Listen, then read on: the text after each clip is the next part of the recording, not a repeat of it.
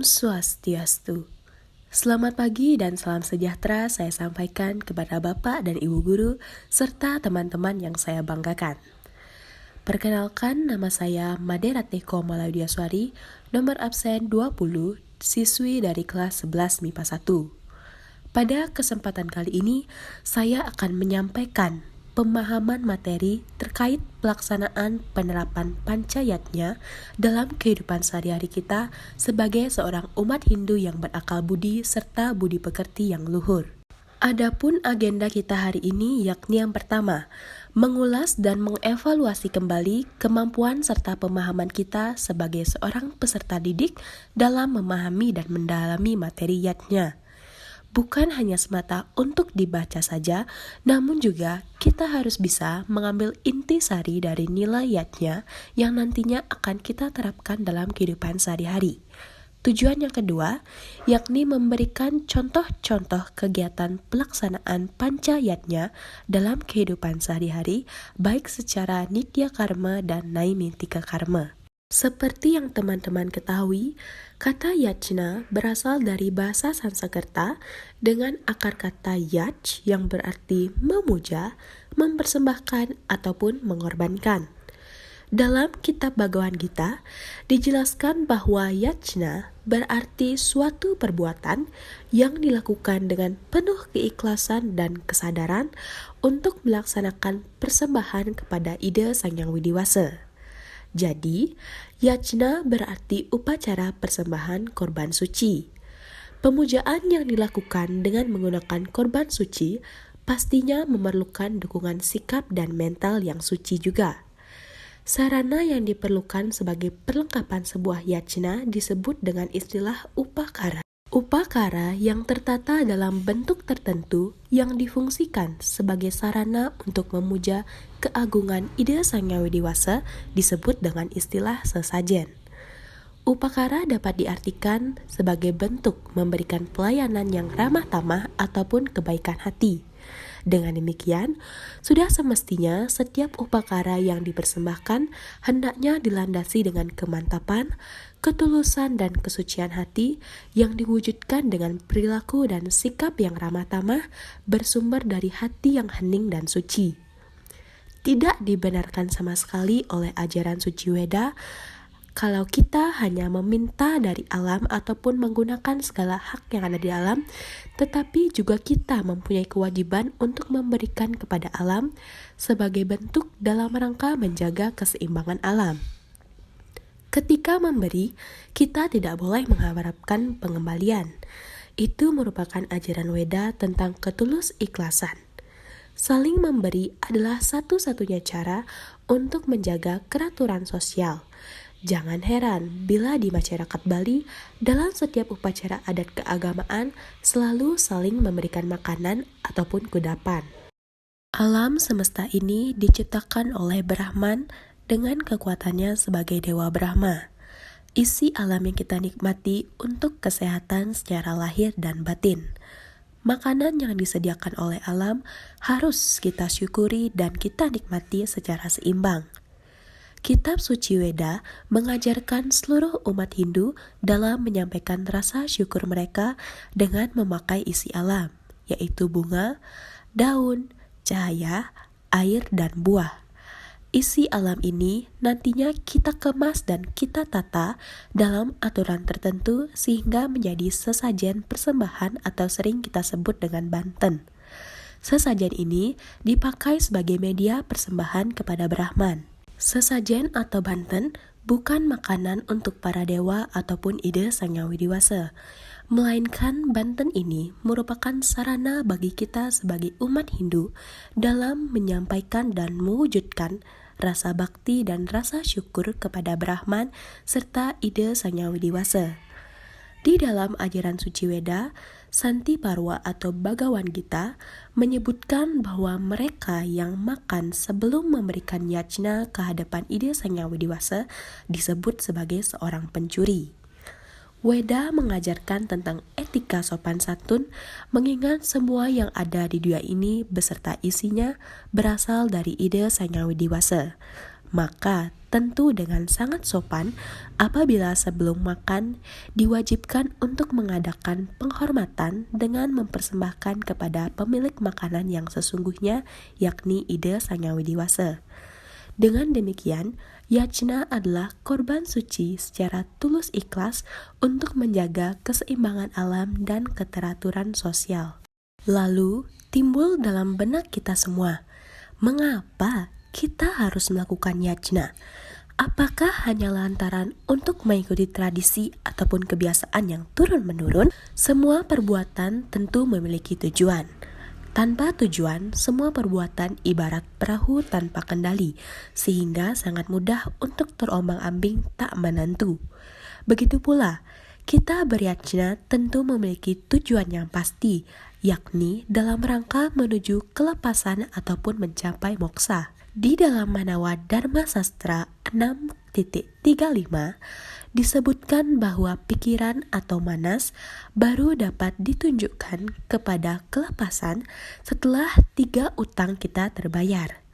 3 utang yang ada dalam bahasa Sanskerta disebut dengan trirena, yaitu utang moral kepada Tuhan, utang kepada orang tua atau leluhur, serta utang kepada para resi. Mengapa kita wajib membayar ketiga hutang ini? Sebagaimana dikemukakan dalam Bhagavad Gita 3.10, rena atau hutang itu muncul justru karena Ida Sang Yang Widiwasa telah melakukan yajna. Sabda agung itu adalah sebagai berikut. Pada zaman dahulu kala, Prajapati menciptakan manusia dengan yajna dengan bersabda, "Dengan ini, engkau akan berkembang biak dan akan menjadi kamaduk dari keinginanmu." Ayah dan ibu melahirkan anaknya juga atas dasar yajna. Dengan demikian pula lah, para resi mengembangkan dan menyebarluaskan sabda Tuhan berdasarkan yajna. Jadi, seperti yang telah saya singgung tadi, dari 3 yajna itulah yang menimbulkan trirena. Untuk membayar ketiga jenis utang itulah kita melakukan panca yajna. Dewa Rena dibayar dengan Dewa Yajna dan Buta Yajna, yaitu beryajna kepada Tuhan dan kepada alam ciptaannya. Pitra Rena dibayar dengan Pitra Yajna dan Manusa Yajna. Resi Rena dibayar dengan Resi Yajna. Jadi, menurut pengertian ini, panca yajna dilakukan dengan tujuan untuk membayar utang atau rena. Setelah utang itu dibayar dengan yajna, terutama saat masih dalam masa grehasta atau berumah tangga, barulah pikiran kita dapat diarahkan untuk mendapatkan kebebasan abadi atau kelepasan. Bagi umat Hindu di Indonesia, terutama di Bali, pembayaran utang moral ini umumnya dilakukan dalam bentuk upacara yajna yang mencakup panca yajna. Yang pertama yakni Dewa Yajna. Dewa Yajna adalah suatu bentuk persembahan ataupun korban suci dengan tulus ikhlas yang dihaturkan kepada Ida Sang Yang Widiwasa beserta dengan manifestasi beliau. Adapun contoh-contoh pelaksanaan Dewa Yajna dapat teman-teman simak pada PPT yang telah saya berikan. Adapun contoh pelaksanaan Dewa Yajna secara nitya karma, yakni yang pertama, membersihkan lingkungan area tempat suci seperti sanggah, pura, dan pelinggih. Yang kedua, menghaturkan banten yatnya sese beserta canang setiap harinya sehabis kita memasak. Yang ketiga, melaksanakan puja trisanya setiap hari yakni 3 kali sehari. Yang keempat, melaksanakan persembahyangan rutin dengan tujuan untuk memohon keselamatan dan kesehatan terhadap beliau, serta menunjukkan rasa syukur dan bakti kita atas segala berkah dan rahmat yang telah Ida Sang Yang Widiwasa berikan terhadap kita.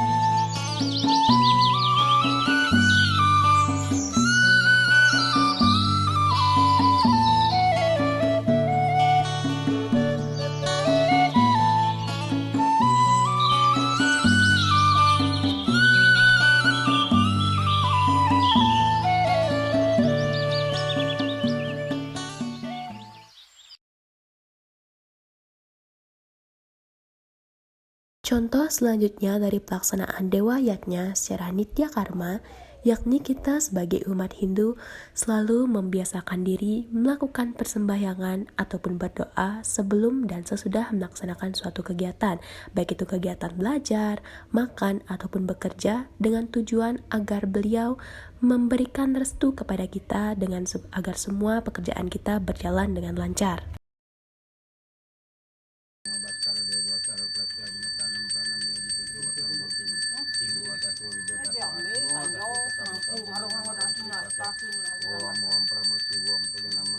Kedua yakni Pitrayatnya.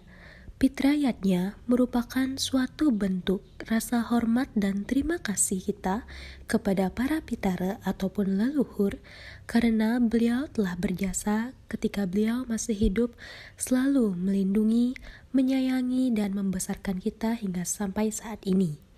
Kewajiban setiap orang yang telah dibesarkan oleh leluhur untuk memberikan persembahan yang terbaik secara tulus dan ikhlas. Hal ini sangat sesuai dengan ajaran suci Weda agar seluruh umat Hindu selalu saling memberi demi menjaga keteraturan sosial. Ketiga yakni Resiyatnya. Resiyatnya adalah suatu bentuk persembahan kurban suci yang tulus ikhlas kepada para maharesi ataupun guru yang telah melakukan penyucian. Beliau sangat berjasa dalam menuntun masyarakat ke arah yang lebih baik serta memberikan kita segala ilmu pengetahuan yang tentunya sangat berguna dalam kehidupan sehari-hari kita. Sebagai seorang siswa, kita dapat mewujudkan resiyatnya ini dengan jalan mengikuti pembelajaran dengan baik, mematuhi segala nasihat, perintah ataupun peraturan yang telah diberikan oleh guru, serta melakukan kegiatan absen dengan sebaik-baiknya. Selanjutnya yakni Manusayatnya. Manusayatnya adalah suatu bentuk pengorbanan untuk manusia, terutama bagi manusia ataupun sanak saudara kita yang memerlukan bantuan.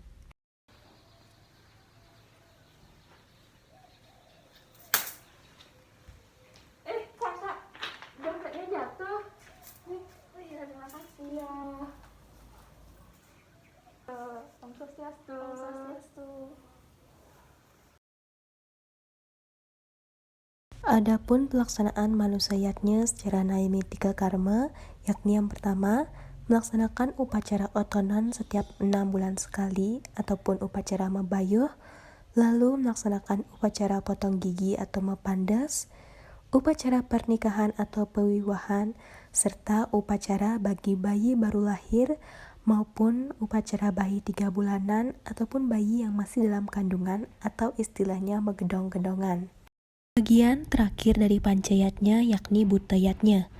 Butayatnya adalah suatu upacara suci yang dihaturkan kepada para buta atau makhluk bawah. Buta kala adalah kekuatan yang ada di alam yang bersifat negatif dan tentunya diperlukan suatu upakara untuk dilebur agar kembali ke sifat yang positif. Tentunya tujuan dari pelaksanaan Butayatnya ini adalah untuk menetralisir kekuatan buta kala yang negatif menjadi kekuatan buta kala yang positif sehingga dapat mendukung kehidupan umat manusia dan dapat menjalankan aktivitas di bumi sebagaimana dengan semestinya.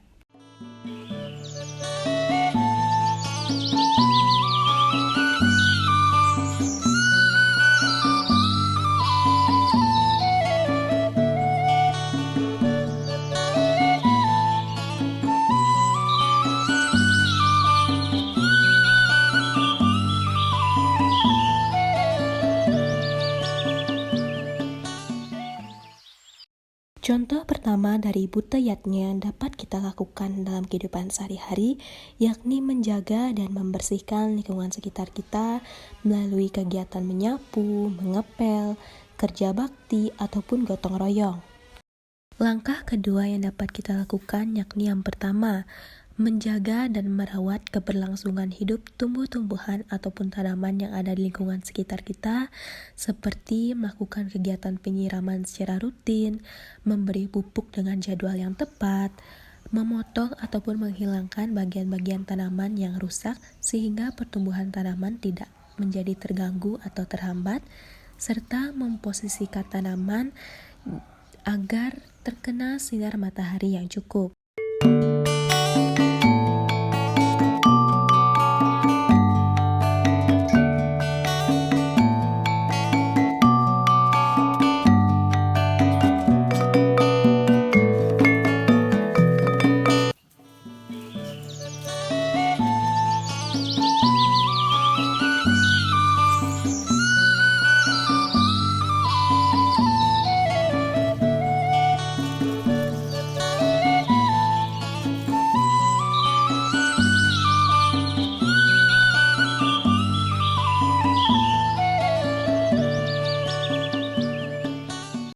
Langkah selanjutnya yakni menjaga, melindungi, dan menyayangi hewan-hewan peliharaan ataupun hewan-hewan liar lainnya dengan kita memberikan bantuan berupa makanan ataupun minuman kepada mereka.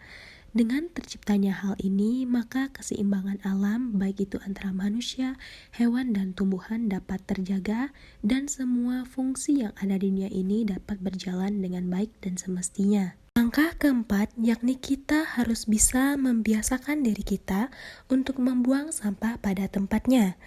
Apalagi di zaman sekarang sudah tersedia berbagai macam tempat sampah sesuai dengan bahan jenis ataupun bahan dasar dari sampah tersebut, sehingga kita bisa memilah sampah ini dengan baik.